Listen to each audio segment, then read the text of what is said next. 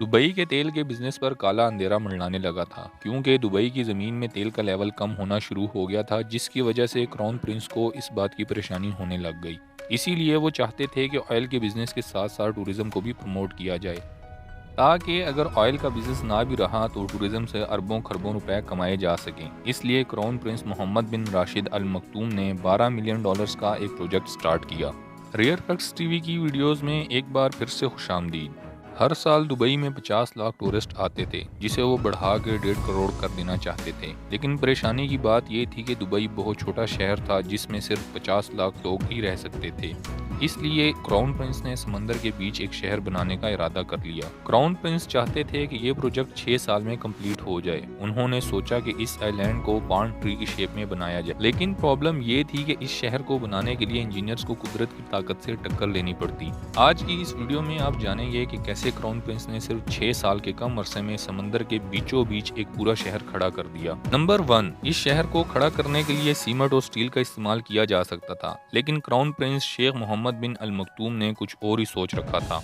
उनकी इस डिमांड पर इंजीनियर सर पकड़कर बैठ गए। क्राउन प्रिंस चाहते थे कि शहर को पूरी तरह रेत पे बनाया जाए। इस प्रोजेक्ट को कंप्लीट करने के लिए इतनी रेत चाहिए थी जितनी रेत से पूरी दुनिया के गिर्द 2.5 मीटर की दीवार बन सकती थी। इस प्रोजेक्ट को कंप्लीट करने के लिए क्राउन प्रिंस ने दुनिया के बेहतरीन इंजीनियर्स को ये टास्क सौंपा। नंबर 2, इंजीनियर्स को ये फिक्र थी कि सर्दियों में समुद्री तूफान और हवाएं और 2 मीटर ऊंची लहरें इस शहर को तबाह कर सकती थी। काफी रिसर्च के बाद इंजीनियर्स ने हिसाब लगाया कि खतरनाक लहरों से बचने के लिए उन्हें इस शहर के गिर्द 3 मीटर ऊंची और 11 मीटर लंबी बाड़ बनानी चाहिए।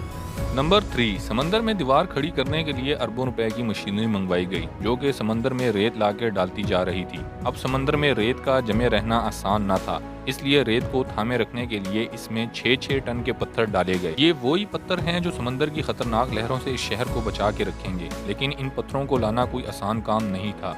जितने पत्थर इस दीवार को बनाने में लगने वाले थे, उतने पत्थरों में तो इजिप्ट के 2 पिरामिड्स बन सकते थे। इस प्रोजेक्ट को सिर्फ पत्थरों के भरोसे नहीं छोड़ा जा सकता था, क्योंकि हल्की सी हलचल से पत्थर अपनी जगह से हिल सकते थे, जिसकी वजह से पूरा शहर का समंदर में डूब जाने का खतरा था। इसलिए स्कूबा ड्राइवर बार बार समंदर में नीचे जाके पत्थरों की पोजीशन को चेक किया करते थे। नंबर 4, अब बाकी के काम करने के लिए 9 करोड़ 40 लाख क्यूबिक मीटर रेत चाहिए थी। आप जान के हैरान होंगे कि इतनी रेत से पूरे के पूरे लंदन शहर को 1 मीटर नीचे दंसाया जा सकता है। अब आप ये सोच रहे होंगे कि दुबई में तो रेत की कमी है ही नहीं। दरअसल दुबई में जो रेत मौजूद है वो बहुत ही बारीक है, जो कि समंदर में बड़ी आसानी से बह जाएगी।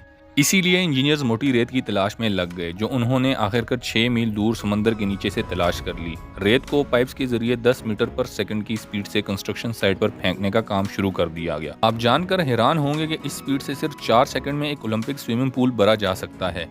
नंबर 5, अब काम तो ठीक तरह चल ही रहा था, लेकिन इंजीनियर्स को शक था कि क्या उनका ये आइलैंड ठीक डिजाइन से बन रहा है या नहीं। लेकिन दुबई के पास इस शक को दूर करने का हल 606 किलोमीटर ऊपर स्पेस में था। अब इस प्रोजेक्ट को स्पेस से मॉनिटर किया जाने लगा और इस तरह क्राउन प्रिंस भी घर बैठे इस प्रोजेक्ट पर नजर रख सकते थे। इंजीनियर्स को अब लगने लगा था कि क्राउन प्रिंस का ये ख्वाब पूरा किया जा सकता है।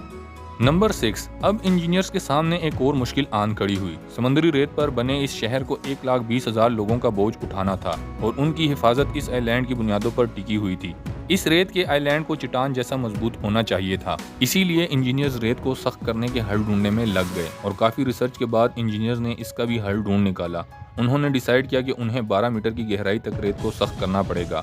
उन्होंने वाइब्रो कंप्रेशन नामी एक टेक्निक का इस्तेमाल किया, जिसमें ड्रिल को जमीन की गहराई तक उतारा जाता है। फिर वाइब्रेशन की मदद से चारों तरफ की जमीन को हिलाया जाता है और जमीन सख्त होती जाती है। इस प्रोसेस को करने के लिए 15 मशीन लगातार 8 महीनों से ड्रिल करती जा रही थी और ये काम जरूरी भी था, क्योंकि 1,20,000 लोगों की जिंदगी का सवाल था। नंबर 7, अब प्रोजेक्ट तो कंप्लीट होने वाला था, लेकिन ऐसे प्रोजेक्ट्स में जब काम कंप्लीट हो जाता है तब भी कोई प्रॉब्लम जरूर आन खड़ी होती है। दरअसल उन्होंने देखा कि समंदर का पानी आइलैंड के चारों तरफ नहीं घूम रहा। लोगों ने इस आइलैंड के छोटे से हिस्से के लिए भी लाखों डॉलर्स खर्च किए थे। मसले का हल इंजीनियर्स को जल्दी ढूंढना था। उन्होंने डिजाइन में तब्दीली करके देखी तो उनको इस मसले का हल बड़ी आसानी से मिल गया। इसका सोल्यूशन इंजीनियर ने ये निकाला कि अगर वो दीवार में 2 छेद करेंगे तो उस होल्स में से पानी बह के पानी चारों तरफ फैल जाएगा और दूसरी तरफ भी कुछ ऐसा ही करना पड़ेगा ताकि वो पानी बाहर भी निकल सके। नंबर 8। अब जैसे जैसे प्रोजेक्ट को ख़त्म करने की डेडलाइन पास आती जा रही थी, वैसे ही इंजीनियर्स अपने काम को सरअंजाम देने के लिए लगे हुए थे। अब 12-12 घंटे काम करने वाले 40,000 एशिया के वर्कर्स को काम पर लगाया गया था। इन वर्कर्स को दुबई की 48 डिग्री सेंटीग्रेड की झुलसती हुई गर्मी में काम करना था। इस प्रोजेक्ट में 51 अलग अलग कॉन्ट्रैक्टर्स होटल्स, बिल्डिंग्स और रोड्स बनाने में दिन रात लगे हुए थे। आपको ये जानकर हैरानगी होगी कि सिर्फ 7 दिन के अंदर ही सब मकान बिक चुके थे। इनमें से सबसे महंगा मकान 12 लाख डॉलर्स का था। वक्त तेजी से निकल रहा था, लेकिन क्राउन प्रिंस ने सब लोगों से 2006 में आलीशान आइलैंड कंप्लीट करने का वादा कर रखा था। इस 1.6 किलोमीटर आइलैंड में कम से कम 8,000 विलास, 220 मॉल्स और रेस्टोरेंट्स थे। आखिरकार क्राउन प्रिंस के दिए गए वक्त में ये आलीशान आइलैंड मुकम्मल करके दे दिया गया।